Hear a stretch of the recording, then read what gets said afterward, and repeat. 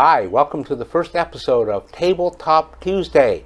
TableTalk Tuesday, we're going to be talking with you like we're just sitting at a coffee table, having a casual chat, just like friends. And today I've asked an old friend of mine, Ruth Campbell, who lives in Zhuhai, China. She's also an English teacher, to have a chat about learning English, her experience as an English teacher, and she has a lot of experience teaching in many places throughout China. Teaching many types of English students, all kinds of levels. So I think you're going to learn a lot. You know, sometimes I know English students spend a lot of time talking with other students and they think I can get some ideas on how to be a better student. But if you really want to get the inside story, listen to what two English teachers say for students to improve their English learning. You're going to learn a lot of things, so stay until the very end and enjoy Tabletop Tuesdays.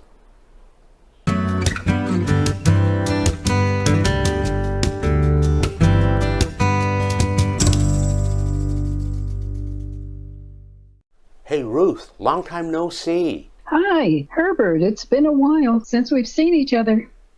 Hey, why don't you order yourself a drink? I'll have a cappuccino.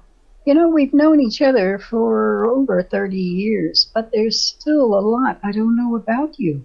Tell me about growing up in Canada. Well, you know, I grew up in Canada, the east coast of Canada, in a small place called Halifax, Nova Scotia. And at that time, there was very, very few Chinese, maybe 200 people.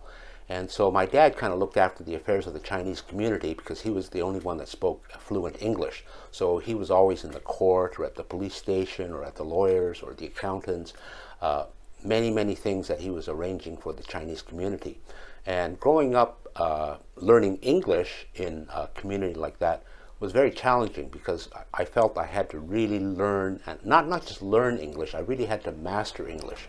You see, my father was the first Chinese to graduate from the local university, Dalhousie University.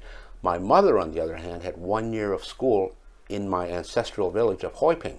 So there was quite a gap between my mother and father's education. And because she spoke no English, we had to speak dialect of Cantonese at home when we were growing up. So I never learned English until I went to school. And even though my older brothers had gone to school, they never spoke English when they came home. We always spoke in the native dialect just to please my mother. And then by the time I was maybe 7 or 8, started watching TV and then making friends in the Canadian society, the native English speakers. But still very, very little exposure to Western culture and English language fluency. Only the English we learned basically in school, which was like school book English, you know, grammar and rules and composition and those sort of things. But I really was challenged to really improve my English to a high degree. And for many people, they think growing up in a native speaking area makes your English good or makes it excellent. But I challenge people to say that because I grew up in Halifax, Nova Scotia, and the people are wonderful, but their English is atrocious. So grammatically, they would use sentence structure like, how are you doing? And the answer would be, doing fine. And even grammatical mistakes like, have you gone to the store yet? Yeah, I gone. This would be normal English on the street. And so if you're constantly listening to this all the time, your English doesn't really get good. And so I think there's a myth to growing up in native English-speaking countries. It doesn't mean you're going to learn it well. I was very fortunate. My teachers in school were very forceful, and they said, don't listen to the English you hear in the street. Really master English. Make it better. Make it correct so that people understand you. And that's really the thing I try to drill into my students. Having an accent isn't a terrible thing, but being able to be understood, being a good communicator, that's really the issue.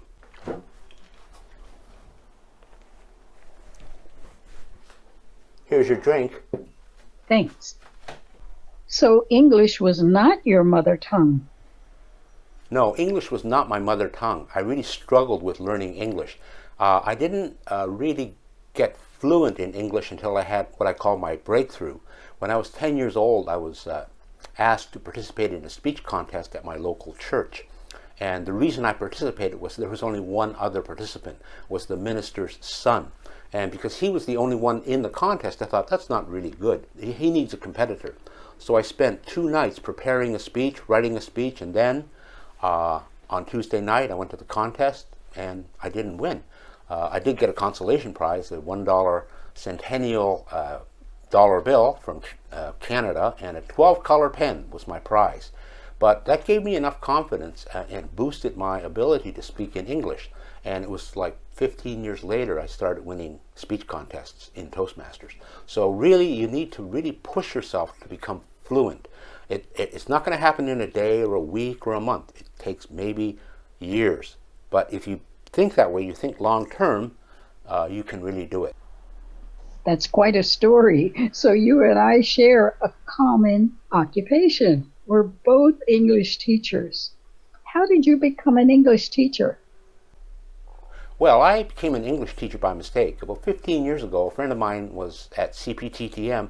She was coordinating adult classes. I was teaching computer classes in English at the time.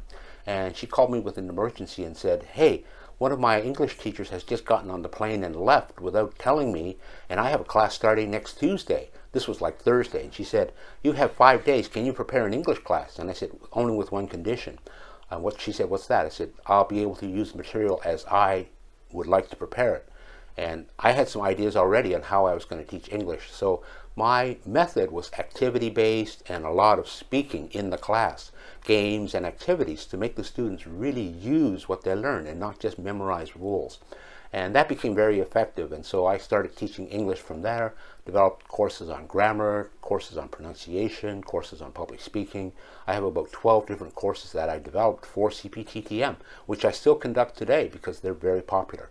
And so because of my new methods and my new thinking, I was able to get better results for my students, and that kept me going, because when you see results from your students, then you're very encouraged and you want to teach them more, and you want to teach more students. It's really interesting.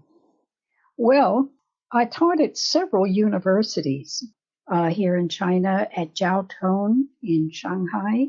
I taught in Lanzhou and also in Dalian, and also here in Zhuhai at several schools here, TPR in Zhuhai. So Ruth, after teaching English in China for 15 years, what's your advice you would give to students who want to really master English? So after 15 years of teaching, what do you suggest to students? What do you tell them is the best way to learn English?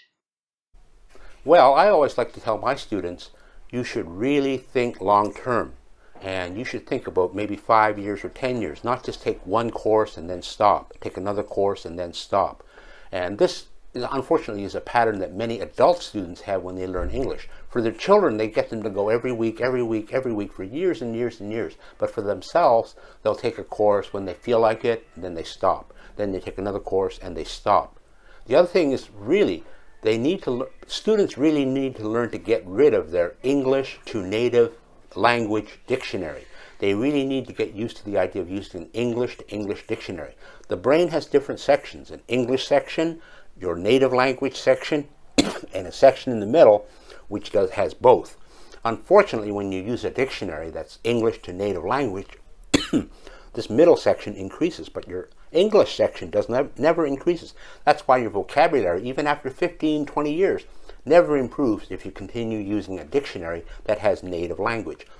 I understand people use the native language dictionary because the human beings, we want to understand. It's one of the strongest urges we have, is the ability to understand what we hear. And because we understand so well in our native language, we really want to understand what's being said in English. And the fastest thing is native language to English, or English to native language. And then we can understand it. But that's only good for right then. 10 minutes or 10 hours later, it's no use, because you haven't improved your English vocabulary with what the person has said to you. You've only improved your translation skills, and nobody really wants to be a translator, I don't think, except those that go to university and study to be translators. So really, get rid of that English to native language dictionary and have a long-term view. Those are the real keys. And in this day and age, learn to focus. I would say that's probably even more important because we're spending so much time on our phone, we're just distracted. Someone said that Microsoft did a study and they say human beings now have a concentration span of a goldfish, or less than a goldfish. Goldfish has a 9-second attention span. Human beings have an 8-second. So we really got to watch that, got to train ourselves to focus. Can we focus for 20 minutes, 30 minutes and study, right? And really, self-study is the other thing. If you can learn to self-study, you'll do much better than going to classes because you'll save yourself a lot of time and you'll be more regular. So even if you study regularly, self-study, half an hour a day, you'll do much better than taking a class 2 hours a week, 2 hours a week, 2 hours a week. That's just my advice to students who really want to master their English. So Ruth, what are your tips for your students? What advice do you give them? Well, I'd like to suggest to them, usually to my students, I tell them that they really need to, when they're reading, they should read out loud. It really helps for them to hear their own voice. This helps them in pronunciation. So I think that's one of my best tips I give to my students. Well, Ruth, it's been great catching up with you. I have to go to another appointment, so let's meet another time and chat a bit more. I understand. I know you have another appointment. Well, it was really great seeing you again. Thanks for the coffee. And so there you have it, our first episode of TableTalk Tuesday. I hope you enjoyed it. If you enjoyed it, be sure to subscribe and hit that bell so you don't miss any episode in the future. Also, leave any suggestions you have for what topics you'd like me to cover. I'm happy to hear your suggestions. I can't always act on them because time, but I try my best. Bye for now.